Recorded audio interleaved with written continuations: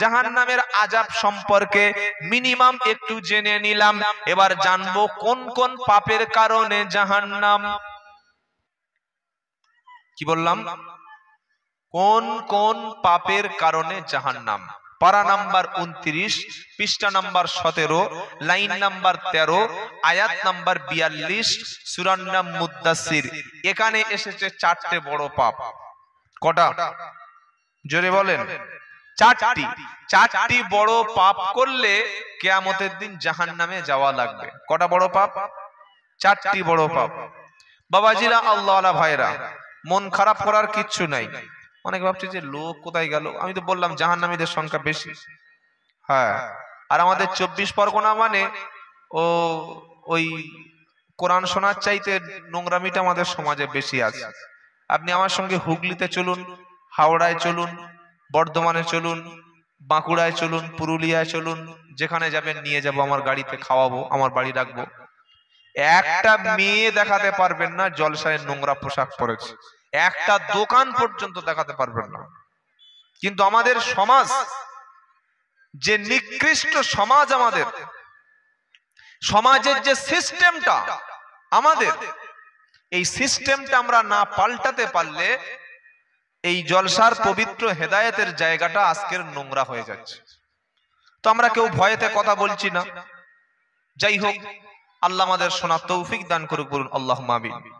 অল্প সময় শরীর অসুস্থ নিয়ে বসে থাকতে পারছি না, তারপরে কিছু কথা আল্লাহ বলাচ্ছে, এটা আল্লাহর খাস দয়া।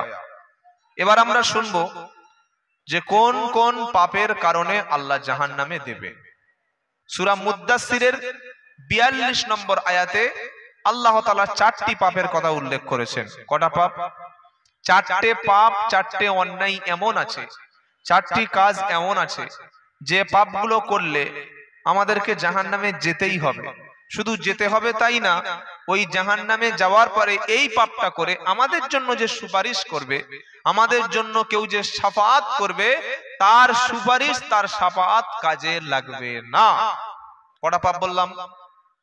চারটি। অন্তত এইটা শুনি। আর এই চারটে পাপের সঙ্গে যদি আমরা ইনভলভ হয়ে থাকি, আমরা আজ থেকে তওবা করে এই চারটি পাপ ছেড়ে দেব, বলি ইনশাআল্লাহ। এক নম্বর কি? ইয়াতাসাআলুনা আনিল মুজরিমিন মা সালাকাকুম ফি সাকর ক্বালু লাম নাকু মিনাল মুসাল্লিন ওয়া লাম নাকু নুতঈমুল মিসকিন ওয়া কুন্না নাখুদু মা'আল খাইদিন ওয়া কুন্না নুকাদ্দিবু বিয়াউমিদ্দিন হাত্তা আতানাল ইয়াকিন ফামা তানফাউহুম শাফাআতু শাফিন। সূরা মুদ্দাসসিরের 42 থেকে 47 নম্বর আয়াত আল্লাহ বলছেন চারটি পাপ এমন আছে যে পাপ যদি কেউ করতে থাকে, ওই অবস্থায় যদি কারোর মরণ হয়, কিয়ামতের দিন জাহান্নামে তো যেতেই হবে, এবং ওখানে সুপারিশ করে, শাফাআত করে আপনাকে কেউ বাঁচিয়ে নেবে, এরকম কোনো উপকারী সুপারিশ পাওয়া যাবে না। তো প্রথম কাজ কি? ইয়াতাসাআলুনা আনিল মুজরিমিনা মা সালাকাকুম ফি সাকর। আবার জান্নাতি ব্যক্তিরা জাহান্নামীদেরকে দেখে চিনতে পেরে জিজ্ঞাসা করবে, আনিল মুজরিমিনা ফি সালাকাকুম ফি আনিল মুজরিমিনা মা সালাকাকুম ফি সাকর। ও জাহান্নামীরা, কেন এসেছো জাহান্নামে? এই আযাবে কি কারণে এলে? কিসের অভাব ছিল? কি এমন কাজ করেছিলে, কি এমন ভুল কাজ করেছিলে যার কারণে আযাবের মধ্যে, আগুনের মধ্যে পুড়তে হচ্ছে? এবার জাহান্নামীরা উত্তর দেবে, কারণ দেখাবে চারটি। কটা? জোরে বলেন, মুখস্থ করুন। কটি? চারটি। প্রথম কি? প্রথম জাহান্নামীরা বলবে, ক্বালু লাম নাকু মিনাল মুসাল্লিন। প্রথম তারা বলবে রে ভাই নামাজ আমরা পড়তাম না, কুরবানির সময় এত বড় গরু আনতাম পাড়ার লোকের করে দিয়েছিলাম কানা, আর মিলাদের সময় এত লোক খেত মনে হয় যেন বিশাল বড় খানা, সবে বরাতের সময় এত বড় জামা পরতাম মনে হতো মাওলানা, ঈদের সময় এত টুপি পরতাম মনে হতো যেন বড় পীরের ভাগনা, সব ছিল আমার সাথে কিন্তু নামাজও পাঁচ ওয়াক্ত ছিল না। জানাজার মাঠে গিয়ে দাঁড়িয়ে আছে, আসরের পরে জানাজা হবে, দাদা শ্বশুর মারা গেছে, সেই হাজি রুমাল পা পর্যন্ত বড় পাঞ্জাবি জুব্বা পরে আর সেই দামি আজমাল ব্র্যান্ডের আতর পরে এমন করে গিয়ে দাঁড়িয়ে আছে, ফেরেশতা এসে মনে করছে এই জানাজা পড়াবে। কে? ওই লোক। এইবার জানাজার মাঠে ইমাম সাহেব যখন বললে সবাই লাইন সোজা করো, দাঁড়িয়ে যাও, তখন এই বড় পাঞ্জাবি হাজি সাহেবের মতো চেহারা বলছে, ইমাম সাহেব জানাজার নিয়তটা একটু বলে দেবে। কি জিজ্ঞাসা করছে? জানাজার নিয়ত। নিয়ত মানে কি ভাই? আমরা মনে মনে যেটা ভেবে যাই, মনের অ্যাটেনশন যেটা, মনের মধ্যে যেটা সংকল্প, মনের মধ্যে যেটা ভাবনা, আমার মনের ইচ্ছাটাকে আরবিতে বলা হয় নিয়াত। মনের ইচ্ছাটা নিয়াত। এই যে নামাজে আমরা দাঁড়িয়ে নাওয়াইতু আন উসাল্লিয়া লিল্লাহি তাআলা, তারপরে জানাজার সময় নাওয়াইতু আন আরবা, তারপর কি আছে জানো? সে ভুলেই গেছি। তাকবীরাতে সলাতিল জানাজাতে ফারজিল কিফায়াতে, দুআউলি হাদিগিল মাইয়িত। ওযুর সময় যে নিয়তগুলো আমরা এগুলো মুখে যেগুলো উচ্চারণ করি, এগুলো নিয়তটা হবে আমাদের অন্তর থেকে। কোথা থেকে বলেন?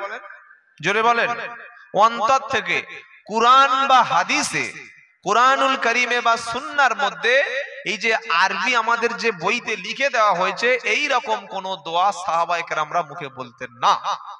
আপনি মন থেকে এতটুকু ভেবে গেছেন যে অমুক ব্যক্তি মারা গেছে, আমি তার জানাজা পড়তে যাচ্ছি, এই নিয়তটা মুখ থেকে হলো না অন্তর থেকে হলো?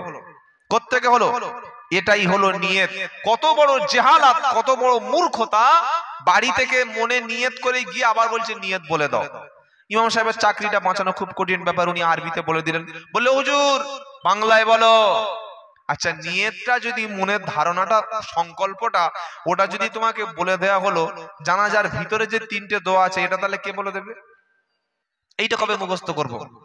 এজন্য মসজিদে তালিমে কোরআনের মজলিসে বসতে হবে আর দোয়াগুলো শিখতে হবে। শিখবো বলুন ইনশাআল্লাহ। বলুন ইনশাআল্লাহ। জাহান্নামে যাওয়ার যতগুলো কারণ, প্রথম কারণ হলো নামাজি ব্যক্তি ছিল না।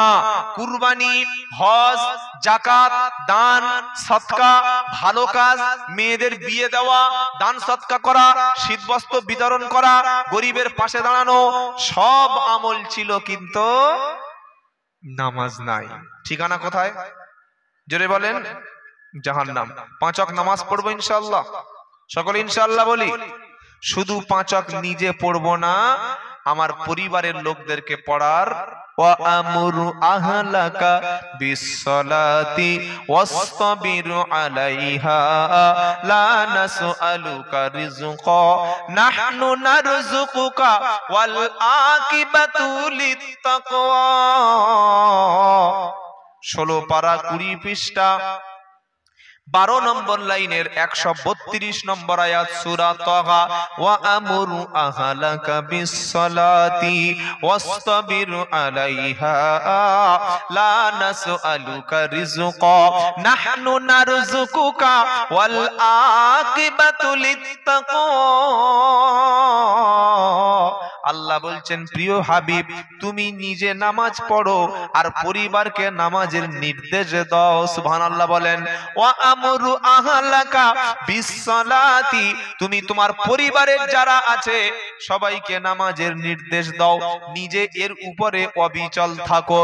আমি আল্লাহ তোমার কাছে রুজি চাই না, রুজি দেনে ওয়ালা হলাম আমি আল্লাহ। জোরে হবে না সুবহানাল্লাহ?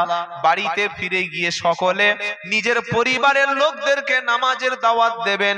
আর মসজিদে যাওয়ার সময় রাস্তায় যদি বেনামাজি দেখতে পান, হাত দুটো ধরে পা দুটো ধরে একজন বেনামাজিকে যদি অন্তত পারেন আল্লাহর ঘরে যদি নিয়ে যেতে পারেন, ওই বেনামাজিকে ভালো কথা বলে, ইমানের দাওয়াত দিয়ে, নেক কথা বলে আপনি যদি ভালো বানাতে পারেন, ও ভালো কাজ করে যে নেকিটা পাবে, আপনি ওকে সুপারিশ করার কারণে সমান পরিমাণ নেকি পাওয়া যাবে। মাইয়াশফা শাফাআতান হাসানাতাই ইয়াকুল্লাহু নসিবুম মিনহা। সুবহানাল্লাহ পড়েন। তাহলে জাহান্নামে যাওয়ার প্রথম কারণ কি বললাম? নামাজ নাই। এই পরিবেশে আমার দ্বারা সম্ভব হবে না, আমার শরীর প্রচুর অসুস্থ। এই 10টা তো আমার সময় 10টা, আমি ভাইকে বলেছি আমি অসুস্থ, আমাকে ধরে ধরে গাড়িতে এনেছে। এখন আর বলে একটু আগে বললেন তো বাবাজিরা, আল্লাহ ভাইরা, বসে যে আছি এটা আল্লাহর খাস দয়া। এই চেয়ারটা একটু ভালো চেয়ার বলে বসে আছি, তা না হলে বসে থাকার কথা না। আল্লাহু আকবার। ঝরঝর করে এই বাবু তোমার একটা ওষুধ খাইয়ে দিল, আপনারা দেখেছেন বক্তব্য করতে করতে। আর কালেকশনের কথা একটু আগে থেকে না বললে, ফট করে বললে ওটা হয় না। পরে যিনি আসবেন একটু পড়ে দেবেন। সময় আর হয়ে আসছে, প্রায় 12 মিনিট আছে আপনাদের খেদমতে। 2 নম্বর হলো জাহান্নামে যাওয়ার কারণ হলো, প্রথমে জাহান্নামীরা কি বলল? যে নামাজ পড়তাম না। 2 নম্বর জাহান্নামীরা কি বলবে জানেন? ওয়ালাম নাকুনু তুইমুল মিসকিন। মিসকিনদেরকে, দুস্থদেরকে, অভাবী ব্যক্তিদেরকে আমরা খাদ্য খেতে দিতাম না। প্রচুর মানুষ আছে ভালো রান্না করে, ভালো খায়, প্রতিবেশীর খবর নেয় না, আছে না নাই? রমজান মাসে ইফতারের খরচ প্রতিদিন 4-5 রকম আইটেম করে ইফতার করে, কিন্তু গ্রামের অনেক ক্ষুধার্ত ব্যক্তি আছে, খবর নেয় না। অনেক বিধবা আছে, খবর নেয় না। অনেক মিসকিন আছে, খবর নেয় না। অনেক এতিম আছে, খবর নেয় না। মিসকিনদেরকে যারা খাদ্য খেতে দেয় না, তাদের ঠিকানা কোথায়? জোরে বলেন। জাহান্নাম। কারণ মিসকিনের কথা কোরআনে বহু জায়গায় আছে। সূরা মাউন পড়ুন, আরাআইতাল্লাযী ইউকাযযিবু বিদ্দীন ফাযালিকাল্লাযী ইয়াদুউল ইয়াতীম ওয়ালা ইয়াহুদ্দু আলা তুআমিল কি? তুআমিল ফকির, তুআমিল মিসকিন।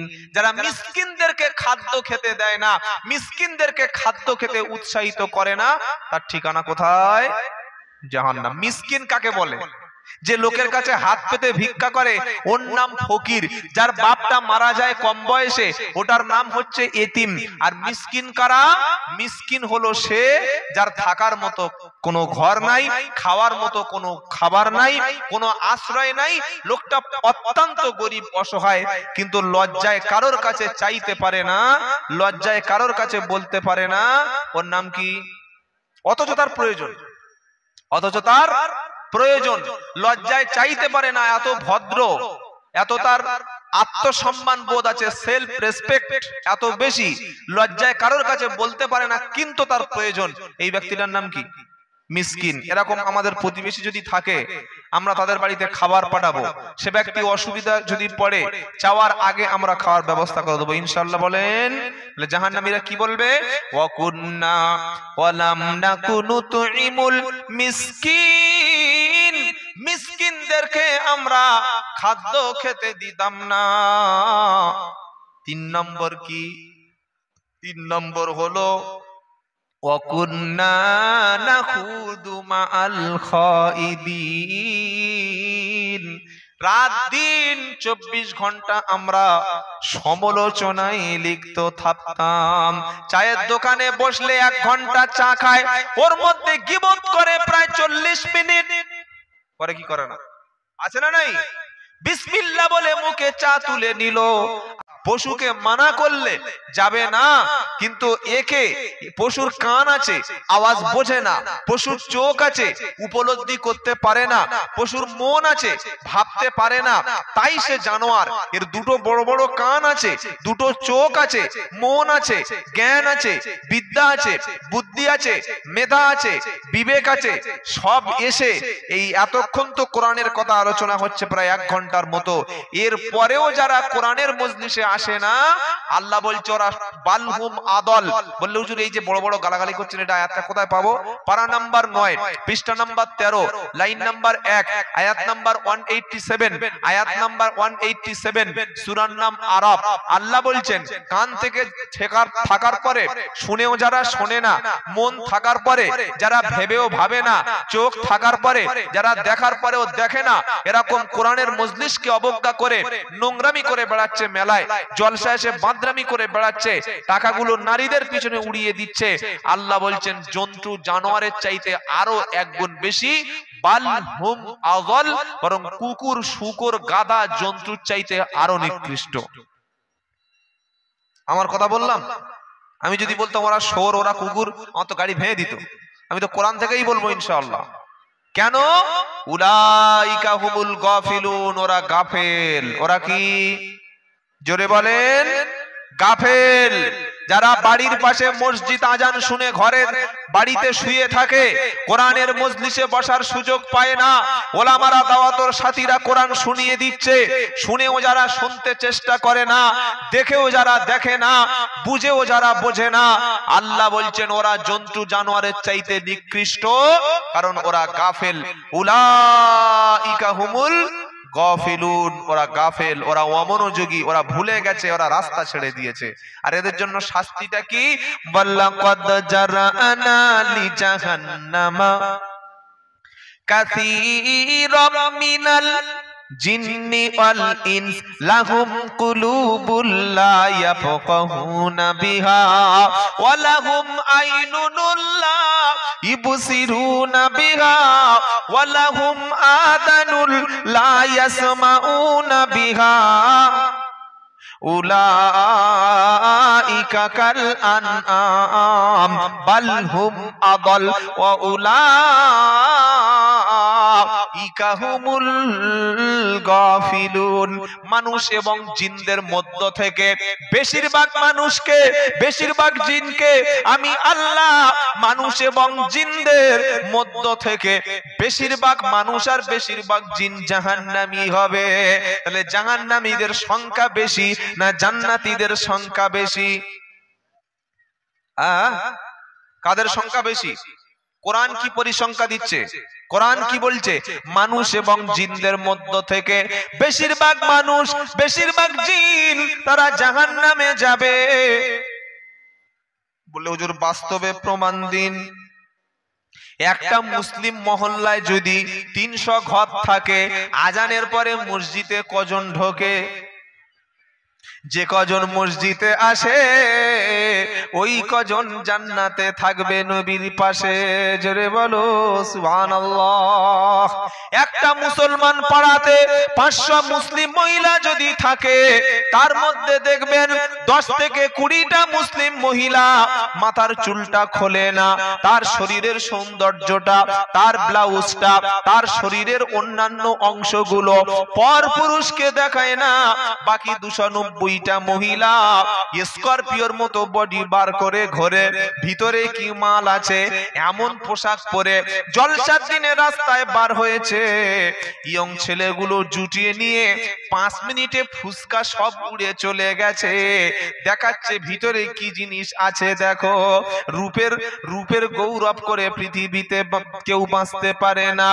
একদিন মাটির ভিতরে হবে ঘর, রে মন আমার কেন বাঁধো দালান ঘর। প্রাণ পাখি যাবে উড়ে পিঞ্জার ছেড়ে, ধরা ধমে সবই রবে তুমি যাবে চলে। বন্ধু বান্ধব যত, মাতা পিতা তারা সুতো, সকলে হবে তোমারই পর। রে মন আমার কেন বাঁধো দালান ঘর? ঠিক কিনা বলেন? দেহ তোমার চরমচর গলে পৌঁছে যাবে, শিরা উপশিরা গুলি ছিন্ন ভিন্ন হবে। দেহ তোমার চরমচর গলে পৌঁছে যাবে, শিরা উপশিরা গুলি ছিন্ন ভিন্ন হবে। মুন্ডু মেরুদণ্ড সবই হবে খণ্ড খণ্ড, মুন্ডু মেরুদণ্ড সবই হবে খণ্ড খণ্ড। মাটির উপরে পড়ে রবে সব, রে মন আমার কেন বাঁধো দালান ঘর? একদিন মাটির ভিতরে হবে ঘর, রে মন আমার কেন বাঁধো দালান ঘর? রূপেরি গৌরবে সাজিয়েছ সাজ।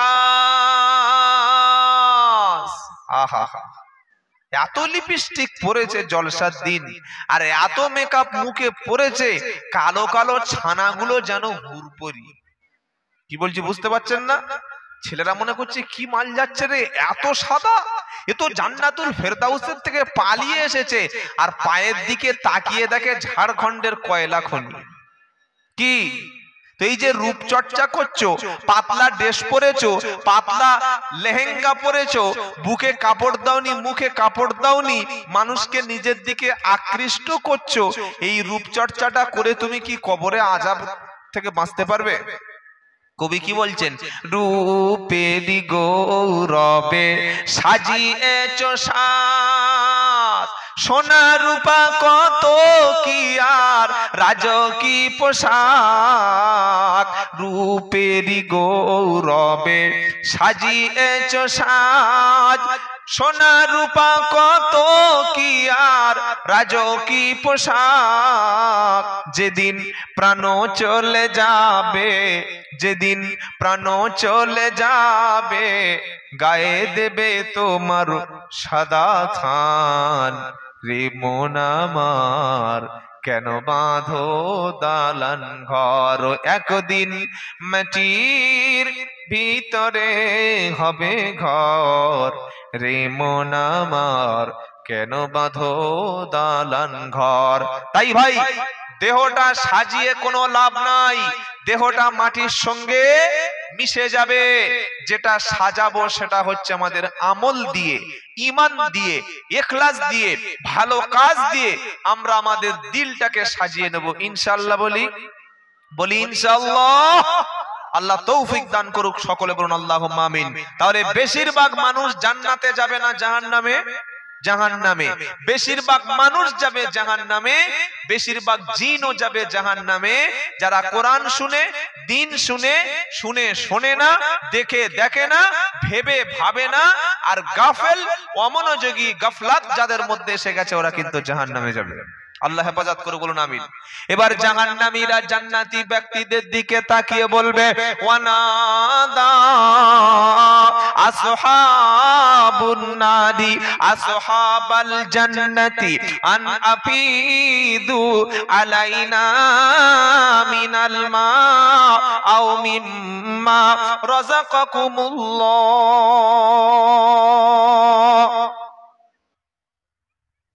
8 নম্বর পারা 15 পৃষ্ঠা 13 নম্বর লাইনের 51 নম্বর আয়াত, সূরার নাম আরাফ। জাহান্নামী ব্যক্তিগুলি নিচের থেকে যখন উপরে তাকিয়ে জান্নাতি ব্যক্তিদেরকে চিনতে পেরে যাবে, ওয়ানাদা আসহাবুন নারি আসহাবাল জান্নাতি আন আফিদু আলাইনা মিনাল মিনাল মা, বলবে ও জান্নাতি ব্যক্তিরা তোমরা খাবার খাচ্ছ, আল্লাহর দেওয়া সুন্দর পানি পান করছো, তোমরা খাও এবং পান করো, অসুবিধা নাই, কিন্তু তোমাদের খাবার থেকে পানি থেকে আমাদের একটু অন্তত ছুড়ে দাও। আমরা তো রক্ত খাচ্ছি জাহান্নামে, পুষ খাচ্ছি জাহান্নামে, জাক্কুম ফল খাচ্ছি জাহান্নামে, আমাদের জন্য কোনো কোল্ড ড্রিঙ্কস নাই, আমাদের জন্য ঠান্ডা কোনো শরবত নাই, ফান্টা নাই, মাজা নাই, পেপসি নাই, সেভেন আপ নাই, কোকা কোলা নাই, জিরু নাই, আমাদের জন্য কোনো খাবার নাই, পানি নাই, একটু পানি আমাদের দিকে ছুড়ে দাও। সঙ্গে সঙ্গে জান্নাতি ব্যক্তিগুলি জাহান্নামীদের মুখের উপর উত্তর দিয়ে দেবে, ক্বালু ইন্নাল্লাহা হাররামাহুমা আলাল কাফিরিন। এই জাহান্নামী ব্যক্তিরা জান্নাতের খাবারগুলি, জান্নাতের সুপ্রিয় পানিগুলি আমার আল্লাহ কাফেরদের জন্য হারাম করে দিয়েছে। বললে তোমরা খেতে পাচ্ছ, আমরা কেন খেতে পাচ্ছি না? এটার কারণ কি বলা যাবে? কারণটা জানতে হলে পরের আয়াত পড়তে হবে। আল্লাযীনা তাকাদু দীনাহুম লাহুআ ওয়া লাইবা ওয়াগররাতুহুমুল হায়াতুদ দুনিয়া ফালইয়াউমা নানসাহুম কামা নাসু লিকা ইয়াউমিকুম হাযা ওয়ামা কানু বিআয়াতিনা ইয়াজহাদুন। যারা ধর্মকে খেলতামাশা মনে করেছিল, শবে বরাতের রাতে হুড়হুড় করে মসজিদে ঢুকে যাবে, নিজের বাপের কবর জিয়ারত করার সুযোগ পায় না, ও চলে যাচ্ছে কোন হুজুরের দরবারে, সারা রাত গুটকা খেয়ে, হালুয়া খেয়ে, পারোটা খেয়ে, রুটি খেয়ে রাত ৩টের সময় শুয়েছে, উঠেছে তারপরের দিন সকাল ৯টা। পাড়ার লোক জিজ্ঞাসা করছে ফজরে কোথায় ছিলে? বলে এমন ভাগ্য পাল্টে নিয়েছি, ১ বছর সব লিখে নিয়েছি। শবে বরাত মানে কিসের রাত? জোরে বলেন। ভাগ্যের রাত। কোন পাগলে বুঝিয়েছে ভুল কথাটা? কোন পাগল এই ভুল কনসেপশন, রং কনসেপশন আপনাদের দিয়েছে যে শবে বরাত মানে ভাগ্যের রাত? সব শব্দের অর্থ হলো রাত, আর বারাতকে যদি আপনি ফার্সি থেকে ধরেন তাহলে হয় ভাগ্য, আর আরবি থেকে বারাত শব্দের অর্থ হলো মুক্তি। তাহলে শবে বরাত এটা আমাদের প্রচলিত বানানো শব্দ, আর হাদিসের শব্দ হলো লাইলাতুন নিসফি মিন শাবান, 14ই শাবানের রাতে, বিশাল পবিত্র রাত।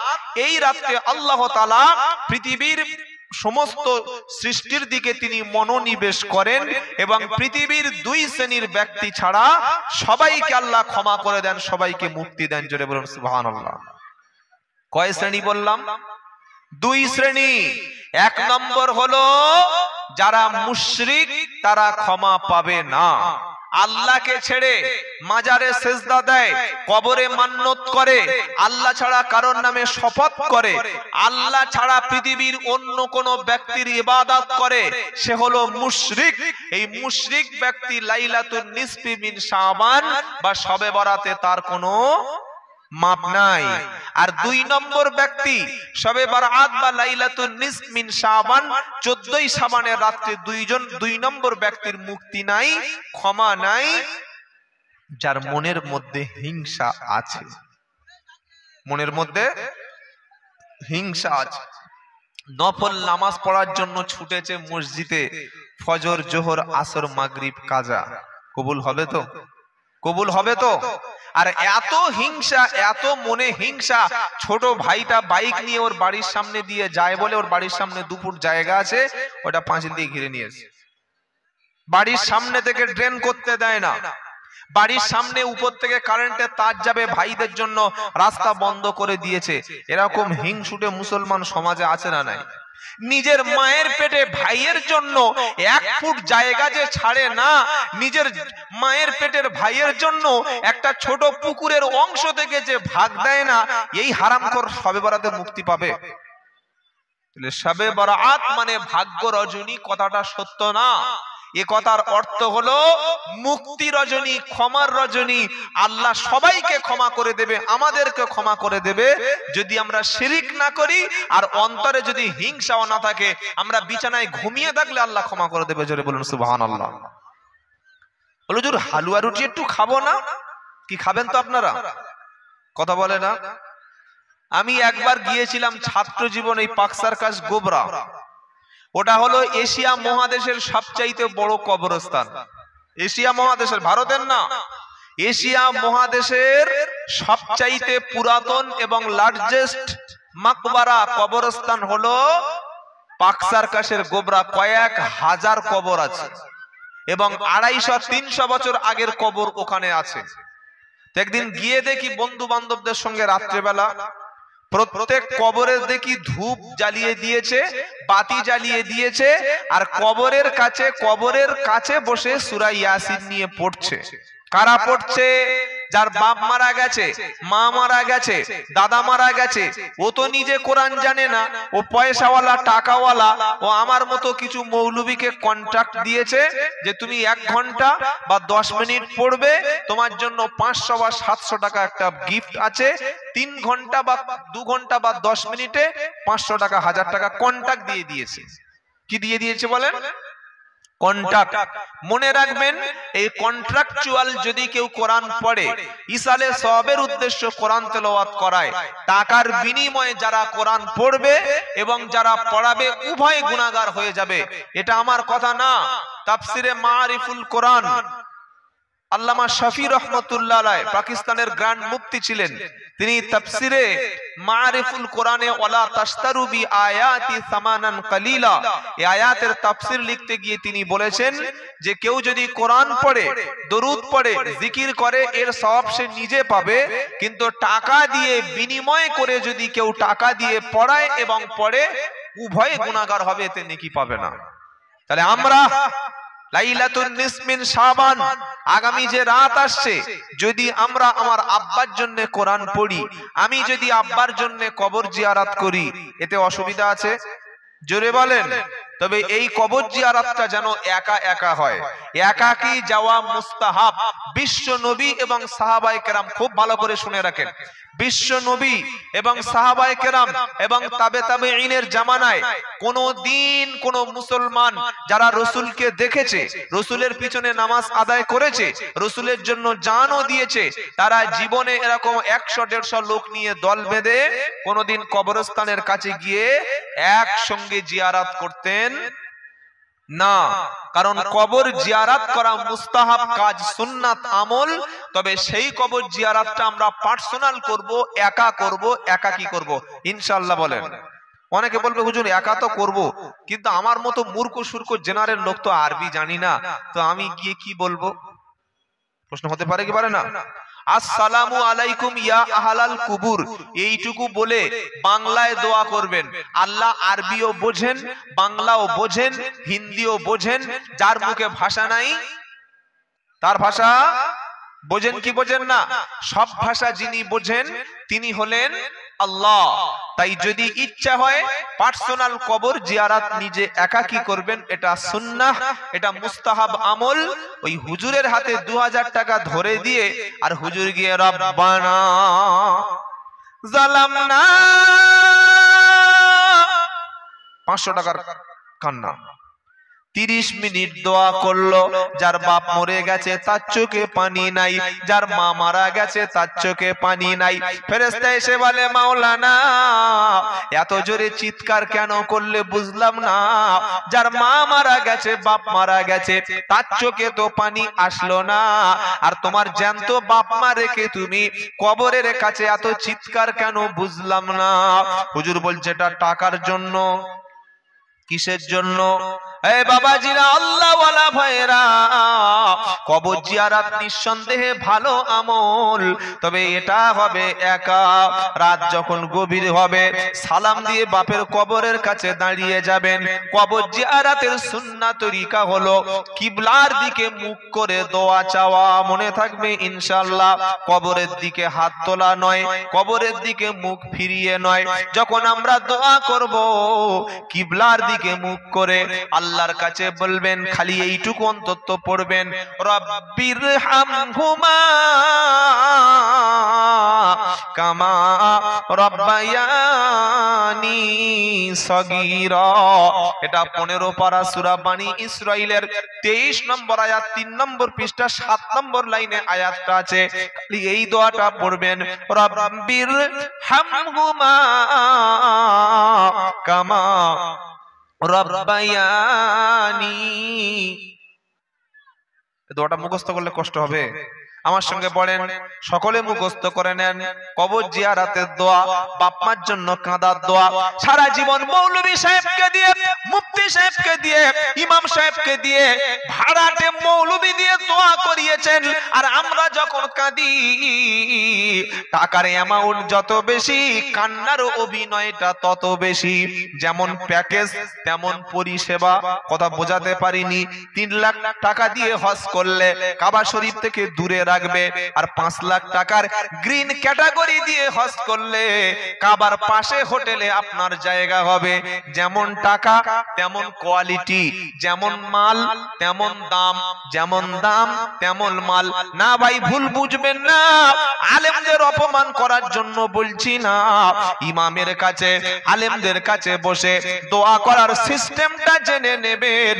তারা দোয়া শেখাতে এসেছে মসজিদে মসজিদে, তাদের কাছে বসে দোয়া করার সিস্টেমটা জেনে নিন।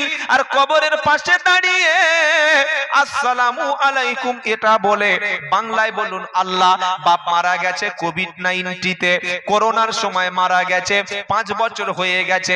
মাঝে মাঝে বাপের কবরের কাছে আসি। আজকে লাইলাতুন নিসমিন শাবান, মুক্তি রজনীতে, পবিত্র রজনীতে, ক্ষমা রজনীতে বাপের কবরের কাছে, আম্মা জানের কবরের কাছে দাঁড়িয়ে গেছি। আমি যত বড় পাপী হই না কেন, সন্তানের দোয়া তো বাপ মার জন্য কবুল হয়, এটা বিশ্ব নবী বলে গেছে। ওয়ালাদিন সালিহিন ইয়াদউ লাহু, সেই হাদিসের কথা মনে করে আমি সন্তান, আমি আব্বার জন্য আম্মার জন্য কেঁদেছি, রব্বানা আব্বা আম্মার কবরের আযাব মাফ করে দাও। এটা যখন সন্তান বলবে, সন্তান কিন্তু টাইম ধরে কখনো দোয়া করবে না।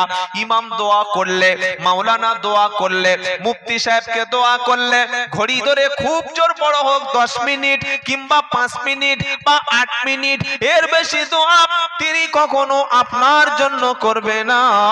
কিন্তু আপনি যখন বাপের জন্য কাঁদবেন, চোখের পানিটা কবরের সামনে পড়ে যাবে, অন্তরটা হালকা হবে, আর ফেরেশতারা খাতা নিয়ে বাপের কবরের আযাবের সমস্ত শাস্তিগুলি মুছে দেওয়ারও লেখা চালু করবে। জোরে বলুন সুবহানাল্লাহ। এই নিজের কান্না নিজে কাঁদতে দেয় না যারা, কান্নার সিস্টেমটা শেখায় না যারা, বুঝতে হবে পেটের দায়ে ব্যবসা করছে তারা। মুসলমান এখনো অনেকে কোরআন জানে না, অনেকে মুসলমান এখনো নিজে কোরআন বাপের জন্য পড়তে পারে না। আমাকে ক্ষমা করুন, বাড়িতে ফিরে গিয়ে যোগ্য ইমামকে বেছে নিন, দাওয়াত ও সাথীদের সাথে আল্লাহর ঘরে বসে গিয়ে সহি করে কোরআনটা পড়ুন, আর নিজে কোরআনটা পড়ে আল্লাহর কাছে বাপের জন্য দোয়া করুন। আমার আল্লাহ অবশ্যই কবুল করে নেবে। বাবাজিরা, আল্লাহওয়ালা ভাইরা, টাকা দিয়ে পয়সা দিয়ে ইবাদত করিয়ে নিয়ে বাপকে জান্নাতে পাঠানোর এই মিথ্যা আশায় ছুটবেন না। আর আমরা সত্যটা বলি না, আমাদের ব্যবসাটা নষ্ট হয়ে যাবে বলে। ইমামকে বলতে দেওয়া হয় না, ইমামের উপরে চাপ আছে, না আমার বাপ দাদা করে এসছে, তুমি কি সাহেব গো, তুমি করতে পড়েছো গো, ও তোমার দ্বারা চলবে না। ছোটবেলায় এক সময় এই শবে বরাত আসলে সূরা ইয়াসিন বুকে করে নিয়ে 250-300 বাড়িতে পড়তাম যখন মাদ্রাসার ছাত্র জীবনে। আর 10 টাকা 20 টাকা 30 টাকা 50 টাকা ভালোই কামাতাম, বুঝলেন। তারপরে সত্য যখন জানতে পারলাম, তখন মুসাল্লিদের বললাম, ভাই, বাপ আপনার, দোয়ার অধিকার আপনার, আপনি একটু পড়ুন, কোরআনটা শিখুন, নিজেই দোয়া করুন, আল্লাহ সেটাই বেশি পছন্দ করবে। আর সেটা বলা কি আমার অপরাধ? কথা বলে না। সত্যটা জানার চেষ্টা করুন। সারা জীবন আর কতদিন মিথ্যা দিয়ে ঢেকে রাখবো ভাই?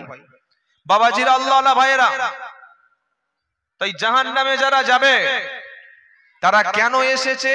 আল্লাযীনা তাখাযু দীনাহুম লাহওয়ান ওয়া লাইবা ওয়া গাররাতুহুমুল হায়াতুদ দুনিয়া ফালইয়াউমা নানসাহুম কামা নাসু লিকা ইয়াউমিকুম হাদা। যারা দুনিয়ায় ধর্মটাকে রং তামাশা মনে করেছে, দুনিয়ার খেল তামাশা মনে করেছে, আর দুনিয়ার ধোকায় পড়ে গেছে, আমার আল্লাহ বলছে ফাল ইয়াউমা নানসাহুম কামা নাসু লিকা ইয়াউমিকুম হাদা। দুনিয়াতে তুমি যেমন আমি আল্লাহ আমাকে ভুলে গেছিলে, আমি আল্লাহ আখিরাতে আজকের তোমারও ভুলে গেলাম।